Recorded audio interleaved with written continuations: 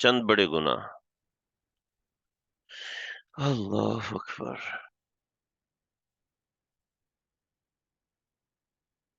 دیکھیں، چند بڑے گناہ، ان کو گناہ کبیرہ کہتے ہیں.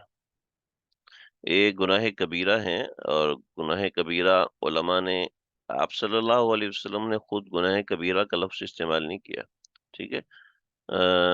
یعنی کوئی اصطلاح، الفاظ تو استعمال کیے ہوں گے، لیکن یہ جو اصطلاح ہے جس کو ہم گناہ کبیرہ کہتے ہیں، یہ اصطلاح آپ صلی اللہ علیہ وسلم نے استعمال نہیں فرمائی. لیکن فقہا نے وہ گناہ جن کے اوپر عذاب جہنم کی وعید ہے، ٹھیک ہے، ان کو گناہ کبیرہ کی فہرست بنا کے اس میں شامل کر دیا ہے. اور جن گناہوں پر جہنم کی وعید نہیں ہے، بلکہ آپ صلی اللہ علیہ وسلم نے تھوڑے ہلکے الفاظ استعمال کیے ہیں اس کے حوالے سے، ان ان ان چیزوں کو گناہ صغیرہ کہا. فقہا نے ان کو گناہ صغیرہ کہا. اس کا ہرگز یہ معنی نہیں ہے کہ گناہ کبیرہ چھوڑ دو اور گناہ صغیرہ آپ کرتے رہو، نہیں. بلکہ جن کو اصالتاً گناہ کہا، وہ اصل میں گناہ کبیرہ ہے. اصالتاً، اصالتاً یعنی اصل میں گناہ وہ ہے. ٹھیک ہے.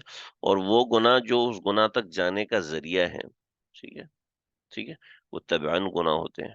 ٹھیک ہے. تو وہ گناہ صغیرہ ہو جاتا ہے، گناہ صغیرہ ہو جاتا ہے. اور جو اصالتاً گناہ ہے، جیسے زنا ہے، ٹھیک ہے، یہ گناہ کبیرہ ہے. لیکن بد نظری گناہ تک لے کے جاتی ہے، ٹھیک ہے، تو یہ گناہ صغیرہ ہے کہ یہ گناہ تک لے کے جاتی ہے. یعنی فی نفسی ہی یہ گناہ اس گناہ کی طرف ڈرائیو کرنے والا ہے. تو اس وجہ سے یہ گناہ اس گناہ کا ذریعہ بن جاتا ہے، اس وجہ سے یہ گناہ صغیرہ ہے، اور پھر یہ گناہ کبیرہ ہے. لیکن یہ گناہ صغیرہ اگر صغیرہ جمع صغیرہ، یعنی اگر اتنی زیادہ مقدار میں ہو جائے تو یہ خود گناہ کبیرہ بن جاتا ہے. تو بہرحال یہ تھوڑی سی اس کے پیچھے کی سائنس ہے، تھوڑی سی وجہ ہے، وہ آپ حضرت سمجھ لیجئے. اب وہ لوگ وہ چیزیں جو اصالتاً گناہ ہے، یعنی از خود وہ گناہ ہے، ان کا گناہ ہونا کسی سے چھپا ہوا نہیں ہے بلکہ صاف اور واضح ہے. اللہ کے ساتھ کسی کو شریک ٹھہرانا، کسی کو ناحق قتل کرنا، وہ عورتیں جن کی اولاد نہیں ہوتی کسی اور عورت کی زچگی کی حالت میں بعضے ایسے ٹوٹکے کرتی ہیں کہ اس کا بچہ مر جائے اور ہمارے ہاں اولاد ہو، یہ بھی اس خون ناحق میں داخل ہے. یہ ہندو لوگ کچھ اس طرح کے ٹوٹکے کرتے ہیں کہ کسی کا بچہ مر جائے اور اس کا بچہ وہ دوسرا بچہ اس عورت کو مل جائے. اس طریقے سے ٹوٹکے کرتے ہیں، اس طریقے سے جادو ٹونا کرتے ہیں. ٹھیک ہے جی. اس میں قتل کا گناہ ہے، سمجھ رہے ہیں. اور کسی کو پتا ہے کہ میری بد دعا لگتی ہے، ٹھیک ہے، اور اس نے بد دعا، ہوتا ہے بعض لوگوں کو، اس نے اسی نیت سے کسی دوسرے کو بد دعا دے دی اور وہ بندہ مر گیا، تو اس کو بھی قتل کا گناہ ملے گا. اس یاد رکھیے گا، یاد رکھیے گا، اس کا دھیان رکھیے گا. والدین کی بد دعا بہت جلدی لگتی ہے، سمجھ رہے ہیں؟ والدین کی دعا بھی لگتی ہے. ٹھیک ہے، اس کا دھیان رکھیں. ماں باپ کو ستانا، زنا کرنا، یتیموں کا مال کھانا، جیسے اکثر عورتیں خاوند کے تمام مال و جائیداد پر قبضہ کر کے چھوٹے بچوں کا حصہ اڑاتی ہیں. لڑکیوں کو میراث میں حصہ نہ دینا، کسی عورت پر شبے میں زنا کی تہمت لگانا، یہ بہت زیادہ ہے. اللہ حفاظت فرمائے. جو مرد حضرات اپنی بیویوں پہ شک کرتے ہیں نا، وہ عام طور پہ ایسا گناہ کر جاتے ہیں، ایسی غلطی کر جاتے ہیں. ظلم کرنا، کسی کی غیبت کرنا یا سننا، گناہ کبیرہ ہے جی. اللہ تعالیٰ کی رحمت سے نا امید ہونا، وعدہ کر کے پورا نہ کرنا. وعدہ کیا کہ پیسے فلاں وقت کو دے دوں گا، اور اس کو پورا نہ کرنا. امانت میں خیانت کرنا، بہت بڑا مضمون ہے امانت میں خیانت کرنے کا بھی، بہت بڑا مضمون ہے. آپ کی ذمہ داری ہے دفتر کی، آپ اس کو پورا نہیں کر رہے، امانت میں خیانت کر رہے. آپ کے ذمہ ہے اپنے پیشنٹ کا خیال کرنا، آپ نہیں پورا کر رہے، امانت میں خیانت کر رہے. شریعت کا کوئی حکم، نماز، روزہ، حج، زکوٰۃ چھوڑ دینا گناہ کبیرہ ہے جی. نماز چھوڑ دینا گناہ کبیرہ ہے، حج چھوڑ دینا گناہ کبیرہ ہے، پردہ چھوڑ دینا گناہ کبیرہ ہے. سمجھ رہے ہیں؟ اسی طریقے سے دیگر معاملات ہیں. پردہ نہ کرنا گناہ کبیرہ ہے. قرآن شریف پڑھ کر بھلا دینا، بھلا دینے کا مطلب ہے भुला देने का मतलब है कि उसको देख कर पढ़ना ही ना आता हो। देखें जी, मैं थोड़ी सी बात यहाँ वाज़ेह कर दूं।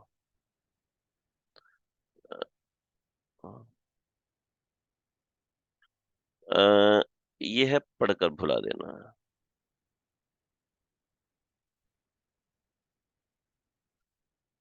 ठीक है। एक है हिफज करके भुला देना। हिफज करके भुला देना। ठीक है। दोनों का ये है कि देख कर बिना पढ़ सके।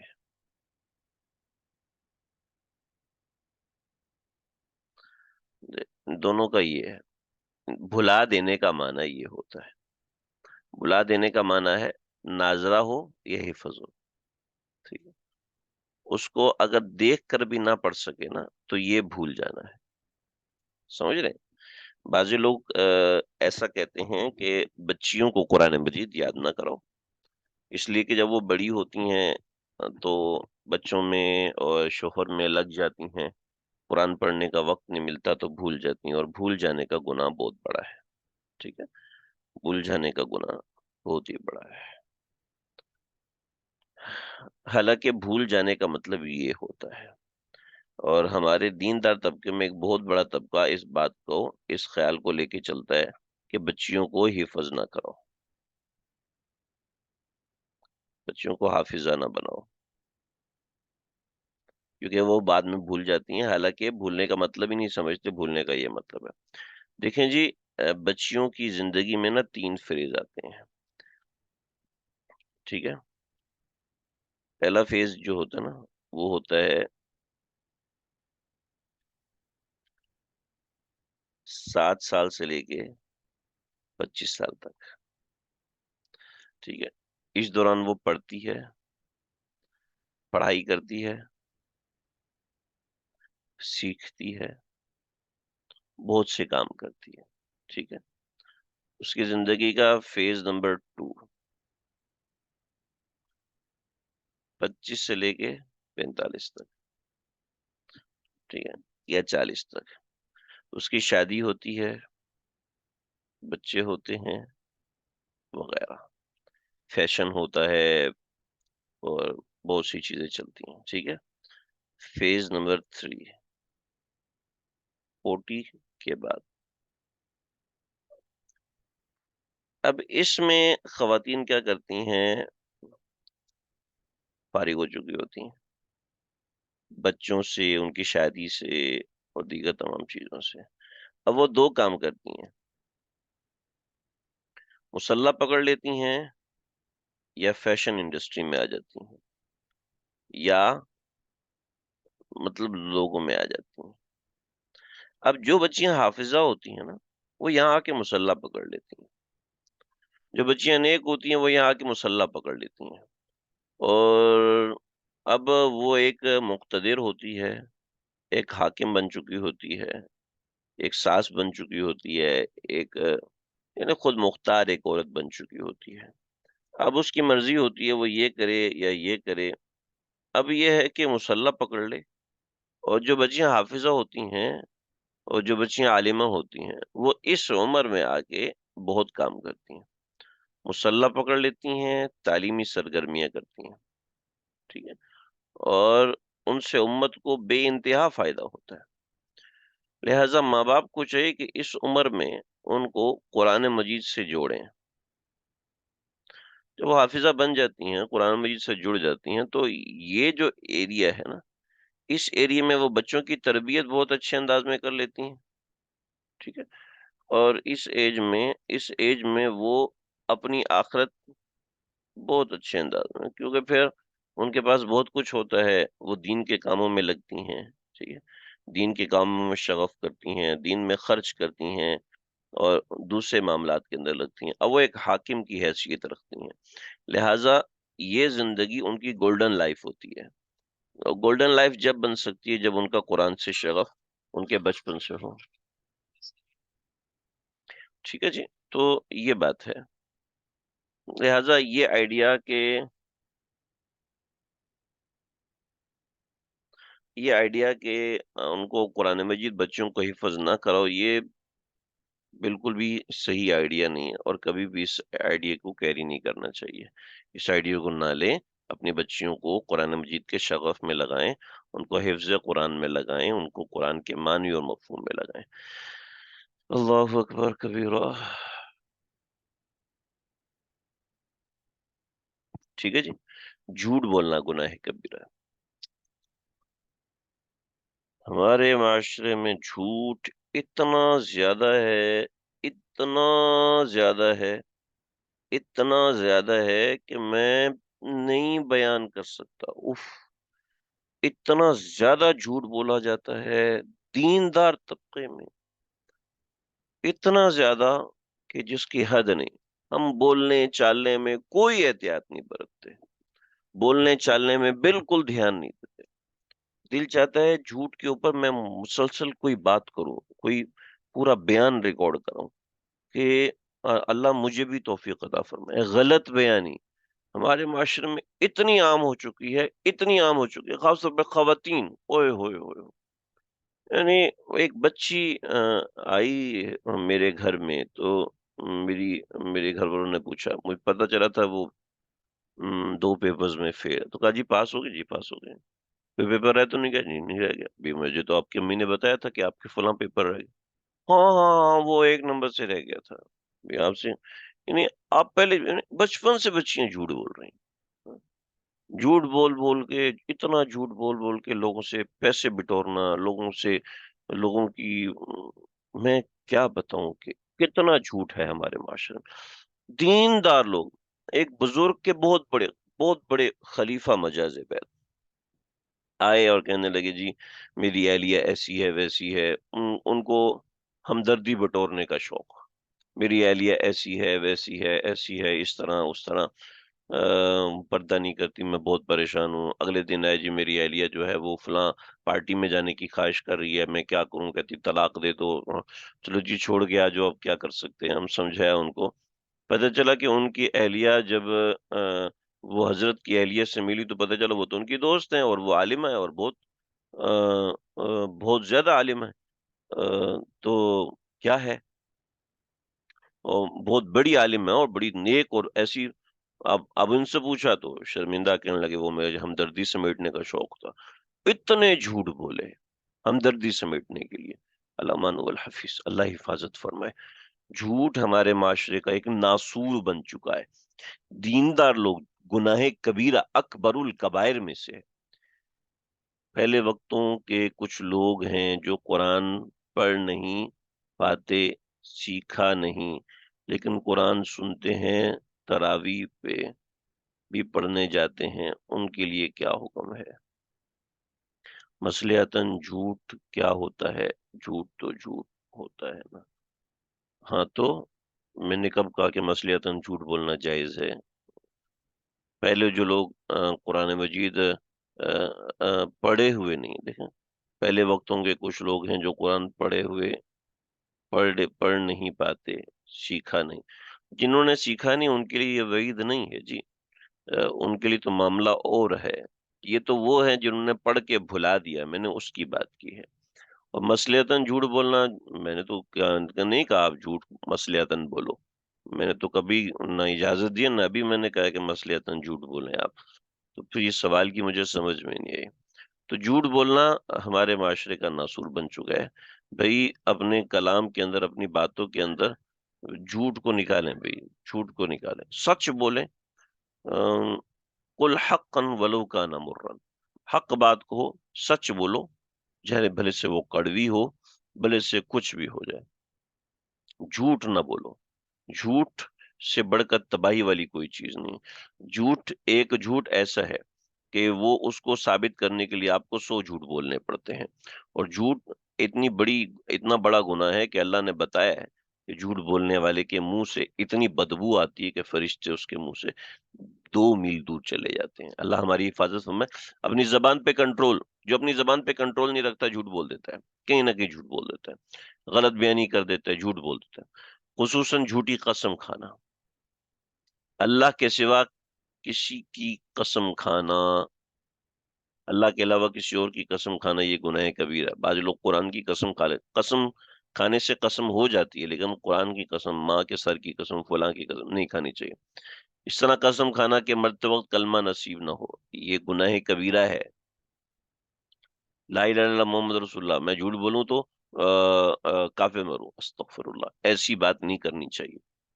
ایسی بات نہیں کرنی چاہیے اپنی بات کا یقین دلانے کے لیے، لا الہ الا اللہ محمد رسول اللہ، میں جو کہہ رہا ہوں سچ کہہ رہا ہوں، نہیں، ایسی بات نہیں کہنی چاہیے۔ آ، ایمان پر خاتمہ نہ ہو، ایسی بات کہنا، یہ بہت خواتین میں، ہاں، خاص طور پر ہمارے پنجاب کی خواتین میں یہ چیز بہت عام ہے، اس کا دھیان رکھنا چاہیے۔ اللہ تعالیٰ کے سوا کسی اور کو سجدہ کرنا گناہ کبیرہ ہے۔ اگر اس کو معبود سمجھ کے سجدہ کر لیا تو کافر ہو گیا، ٹھیک ہے۔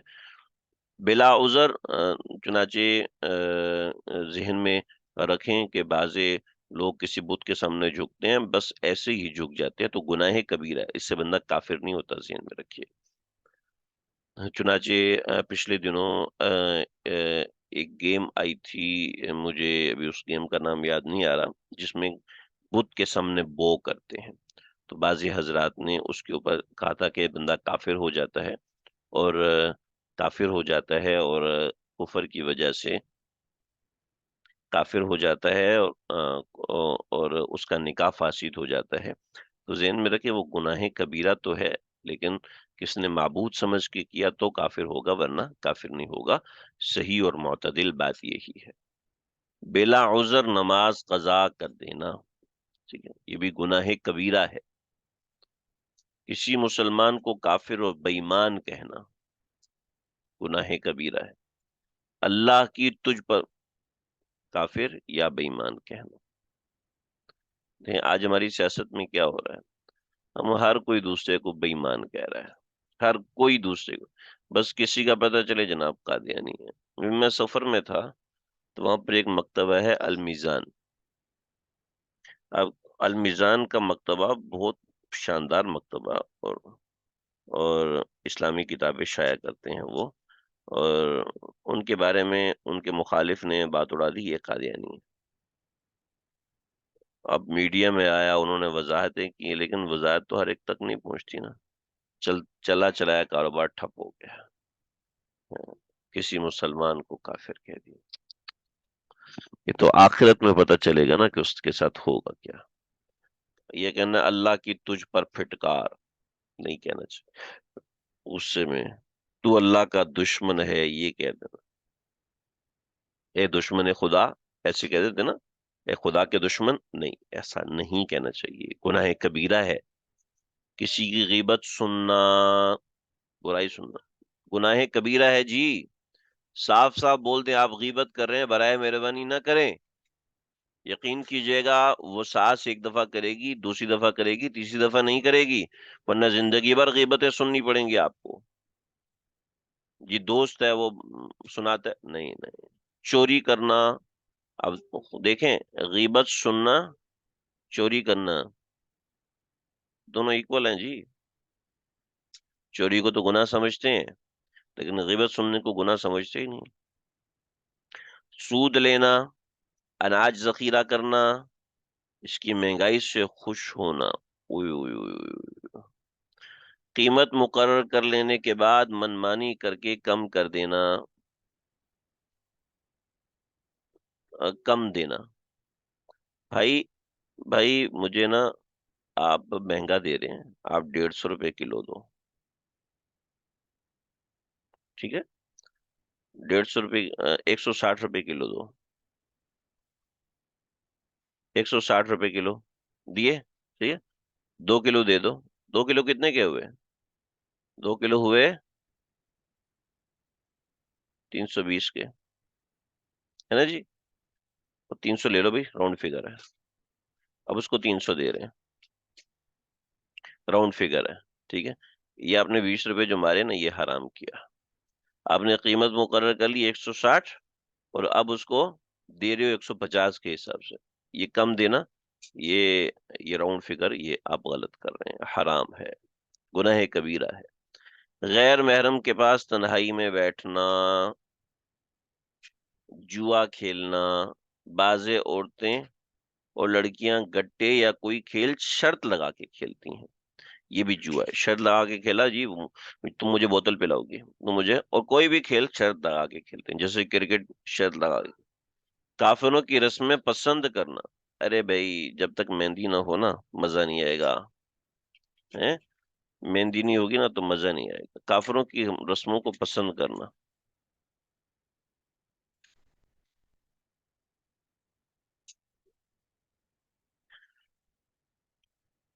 کھانے کو برا کہنا، یہ ہماری بہت زیادہ عادت ہے۔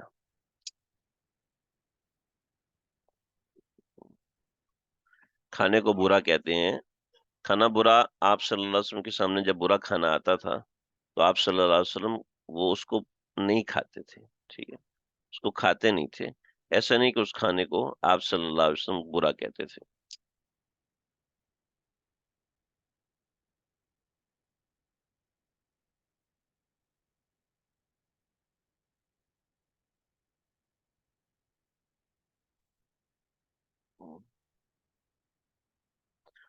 کھانے کو برا نہیں کہنا چاہیے، ٹھیک ہے۔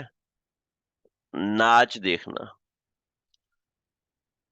راگ باجا سننا، قدرت ہونے پر بھی نصیحت نہ کرنا، کسی کا مذاق اڑا کر اس کو بے عزت اور شرمندہ کرنا، کسی کا عیب ڈھونڈنا، یہ سارے جو گناہ ہے یہ گناہ کبیرہ ہے، ٹھیک ہے۔ گناہوں کے بعض دنیاوی نقصانات یہ بھی ہوتے ہیں، لیکن بس آج کا سبق اتنا ہی۔ اللہ تعالیٰ سمجھنے کی توفیق عطا فرمائے، کسی کا کوئی سوال ہو تو آپ پوچھ سکتے ہیں۔